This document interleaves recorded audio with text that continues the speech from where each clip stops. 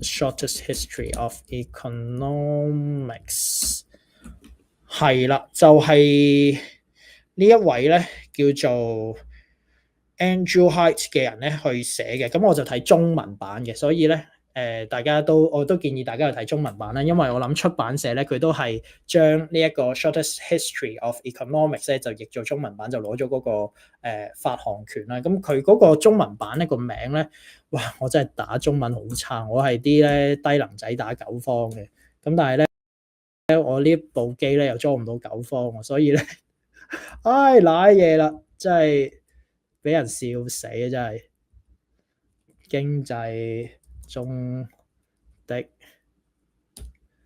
小，唉，真係小時候點解要學九方，唔學好速成倉頡咧？就係呢一本書啦。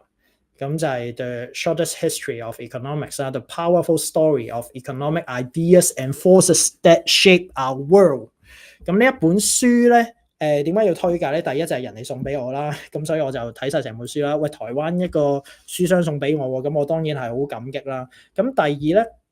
就係呢一本書咧，我覺得寫得非常之深入淺出嘅。因為咧，我而家好中意帶住啲書就周圍去唔同嘅飯局啦，因為我成日都搭交通工具啊嘛，咁交通工具入面即係公共交通工具啦，咁經常都會有好多時間去睇書啦，我就開始 detox 嘅，就少啲用手機，一去到地鐵啊、叮叮啊，我就攞本書出嚟睇嘅啦，咁就希望可以即係遠離一下呢一啲藍光啊，或者遠離一下嗰種好資訊澎湃嘅嗰種緊張感啦，咁所以就睇書啦。咁所以咧，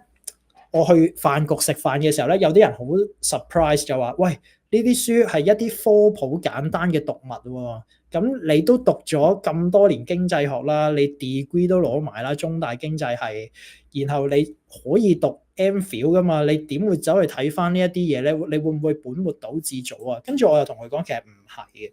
因為咧科普讀物咧，其實對於我嚟講咧，都係有一啲新思維嘅refresh 嘅感覺嘅。首先科普咧，你唔好覺得咧係啲低級嘢先，因為最勁嘅嗰一啲經濟學家咧，佢哋都好中意寫科普類嘅書，或者寫教科書嘅。即係當然啦，佢哋最勁嘅都就係佢哋嗰份論文啦。咁嗰份論文係會令到佢哋攞諾貝爾獎啦，又或者令到佢響朵噶嘛。咁但係佢哋都係會寫啲科普性質嘅讀物咧，就係為咗接觸更廣泛嘅受眾啦。咁譬如阿斯蒙菇啦，最新嘅諾貝爾經濟學獎得主啦，AJR 啦，仲有個阿斯蒙菇就太出名啦。J 就係 James 唔知乜鬼嘢啦，唔記得咗啦。咁佢哋咪寫咗一本科普啲嘅書，就係 Why Nation Fail 啦。咁但係 Why Nation Fail 同埋佢哋攞諾貝爾經濟學獎咧嘅嗰個 theory 咧係相關嘅，但係都有啲距離嘅。即係佢哋做嘅嗰個科學方法咧係冇喺 Why Nation Fail 呢一本相對簡單嘅科普讀物嗰度 present 出嚟。咁但係你讀 Why Nation Fail 嘅時候，因為可能你本身就係識歷史嘅，識大歷史嘅，你唔識經濟學嘅話，你都會覺得睇得津津有味啦。咁所以科普讀物咧都有科普讀物厲害嘅地方啦，譬如 Blanky 咁樣啦 ，Blanky 嘅教科書都係大學會用啦。咁但係 Blanky 佢攞諾貝爾獎係因為佢叫人哋印錢嘅嗰份論文啊嘛。咁我哋讀嘅時候係讀佢寫嘅教科書啫。咁佢嘅論文我哋當然都係會睇下啦。但係其實又唔係話一個正常大學嘅教程入面你齋讀一篇論文噶嘛。咁所以有時候咧呢一啲嘅教科書式嘅嘢，或者好科普類嘅讀物咧，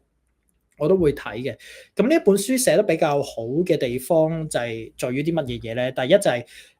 你會明白嗰個譯名點解同佢個英文係有咁大嘅落差。即係英文叫做 The Shortest History of Economics 啊嘛。咁你可能會 expect 佢講緊經濟史啦，可能佢係阿斯蒙菇，可能佢係 Douglas North， 咁佢會講一啲經濟學嘅史嘅，又或者可能你當佢係史景遷咁樣啦，佢可能係講緊一啲大歷史相關嘅嘢，咁但係佢又唔係好係嘅，即係中文嗰個譯法咧就比較似佢嗰本書嘅嗰個 structure 咯，就係佢會將人類同經濟嗰個文明發展嘅每一個階段咧，就有一啲叫做大觀念啦。然後佢中間又會穿插一啲嘅小故事啦。嗱，其實咁講咧好鬼棘嘅，可能你未必明白我講緊啲乜嘢嘢啦。咁譬如我而家揭其中一章去講啦，咁啊第5章咁第五章咧就係講緊咧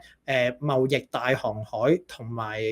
科技嘅嗰個年代啦，咁亦都係工業革命之後嘅嗰個年代啦。咁佢就會講翻嗰陣時嘅歷史到底發生咗啲乜嘢嘢喎？因為譬如咁啱喺18世紀、19世紀嘅時候咧，又有中英嘅鴉片戰爭啦，跟住咧亦都有美國嘅獨立戰爭啦。咁亦都牽涉到一啲意識形態上面嘅衝突啊嘛，譬如重商主義、重農主義等等咁樣啦。咁亦都由1846年嘅谷物法嘅廢除就開始咧，就令到自由主義就慢慢蓋過咗重商主義咁樣啦。咁其實頭先講嗰啲嘢咧，都係我中學已經識嘅嘢嚟㗎。咁但係佢能夠可以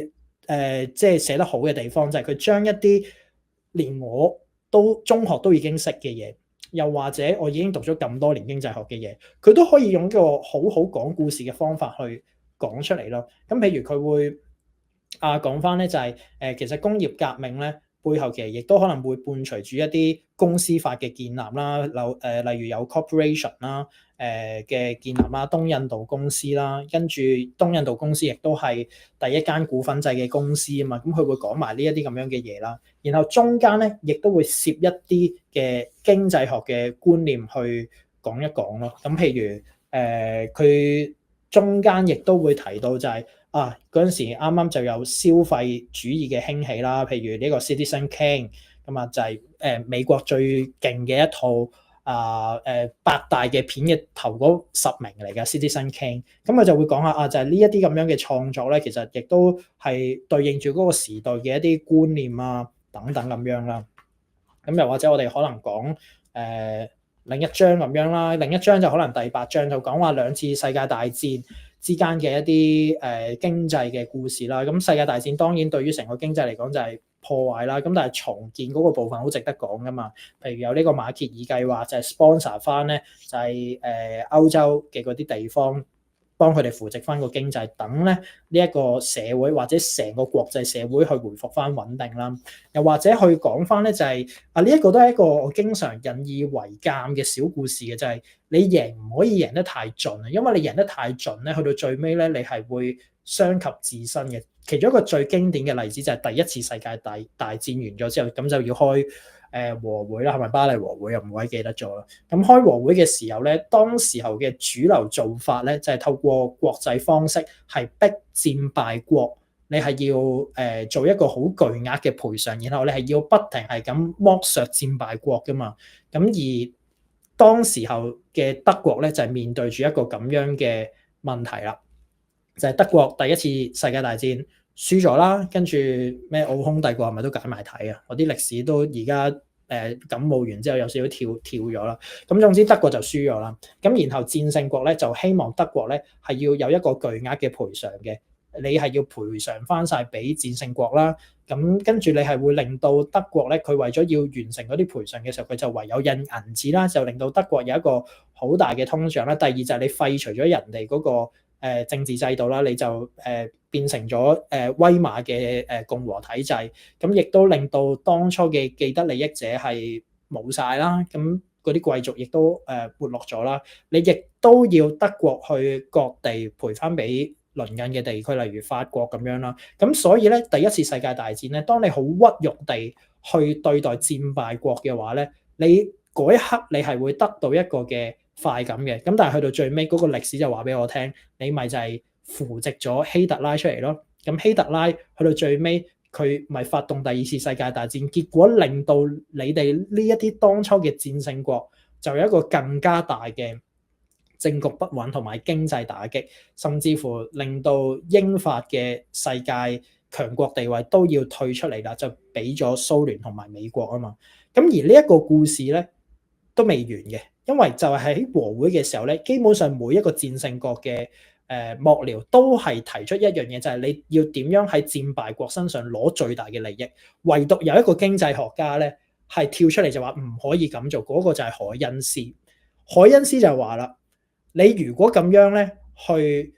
虐待呢一啲戰敗國，剝削佢嘅利益嘅話，去到最尾係會傷及我哋英國自身嘅利益，因為你去到最尾咧，你嘅鄰近地方咧個政局不穩嘅話咧，咁因為革命咧就好似一種病毒咁樣啊，你係會星火燎原啦，又或者民族主義亦都係嘅一個觀念，你好容易星火燎原噶嘛。咁假如你逼到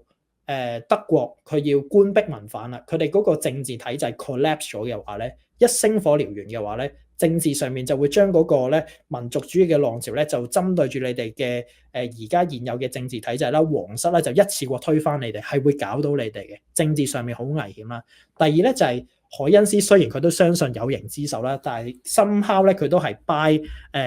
exchange 呢一個嘅概念噶嘛，即係大家做擅長嘅嘢比較優勢，然後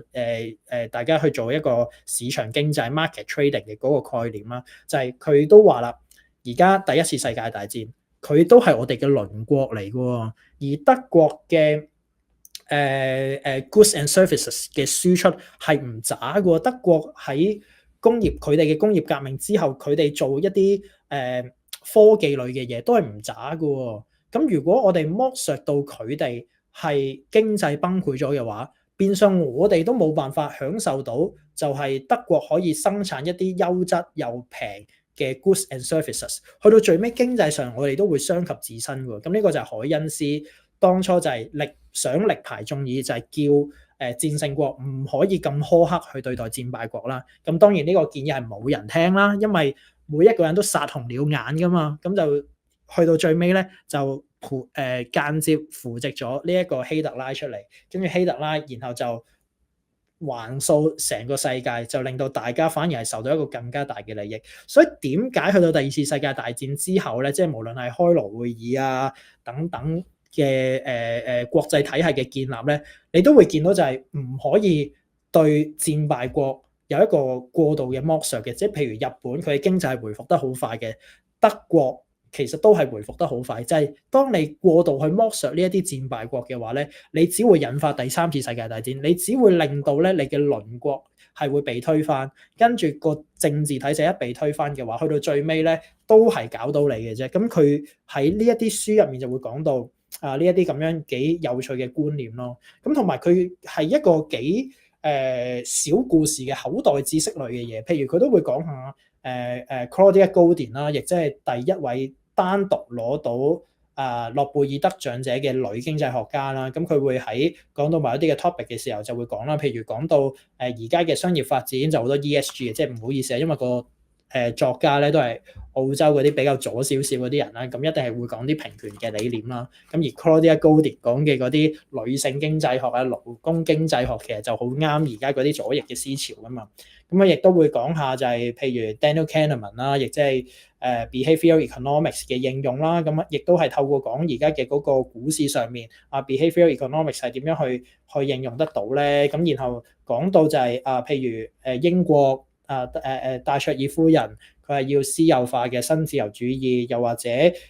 朱鎔基咁樣，佢係要將呢一啲好僵化嘅國企解體嘅時候，去行翻一個市場經濟嘅時候，咁佢都會攞翻就係海耶克嘅嗰套觀念，就由呢啲嘅小觀念去講翻嗰啲嘅故事咯。咁其實雖然佢就話叫做小故事與大觀念啦，但係喺我嘅眼中咧，佢就係講緊一啲小觀念去配搭翻一個大故事咯。即係本書好睇嘅，咁我都建議大家去睇一睇啦。